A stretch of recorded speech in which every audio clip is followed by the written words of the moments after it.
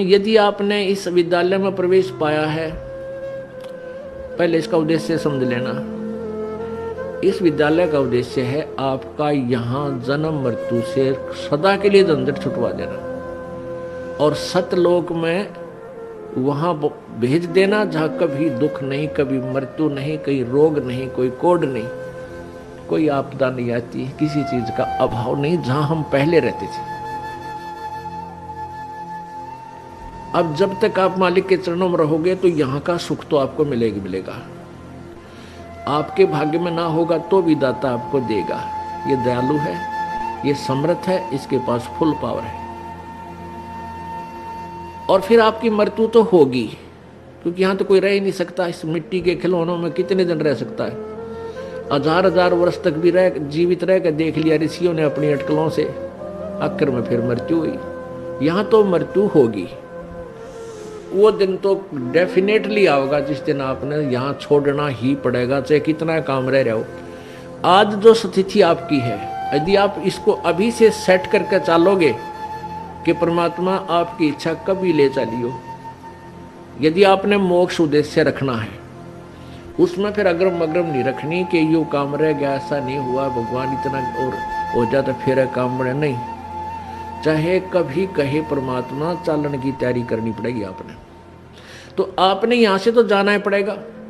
यदि आप श्रद्धा नहीं हटाओगे, यहां से आस्था नहीं हटाओगे, तो भी मृत्यु होगी, तो यहीं आ जाओगे। इस ज्ञान को आधार बना के और परमात्मा को साक्षी रख के जब भी चालन की तैयारी आवे, किसी समय आ जा, सहर्ष चल पड़े कि कभी ना कभी तो पीछा यहां से छुटवाना ही पड़ेगा। मान लीजिए आप परमात्मा के मार्ग पर लगे हुए हो और आपके साथ कोई ऐसी घटना, वैसे तो मालिक घटना नहीं देता जल्दी सी, वो भी आपकी कोई त्रुटि होगी या परमात्मा की कोई और रजा होगी, उसमें वो आपके हित में ही होगी। जैसे जिसको हम अकाल मौत कहते हैं, तो यहाँ पहले तो अकाल मौत आपकी होगी नहीं, और होगी तो घनी आपके ऊपर मेहर होगी, कोई विशेष कृपा होगी, या आपका नाम टूट चुका हो।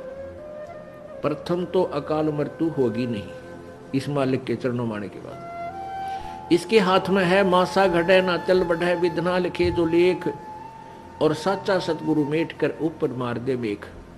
ये वो परमात्मा है जिस लिखे हुए लेख को, प्रारब्ध को कोई भी चेंज नहीं कर सकता। ये परमेश्वर कबीर देव उसको चेंज कर सकता है, उस भाग्य को बदल सकता है। तो ये तो उसके साथ होगा जो हृदय से, तन मन धन से कोई मर्यादा भंग नहीं करता है, प्रभु के चरणों में लगा हुआ है। और दूसरे जो परमात्मा के चरणों में लगे हुए हैं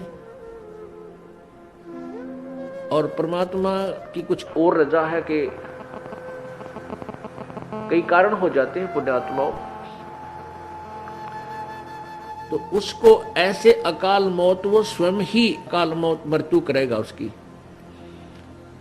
और तुरंत ही उसको दूसरा जीवन देकर पार करेगा। वो उसने अपनी आत्मा को देखना है।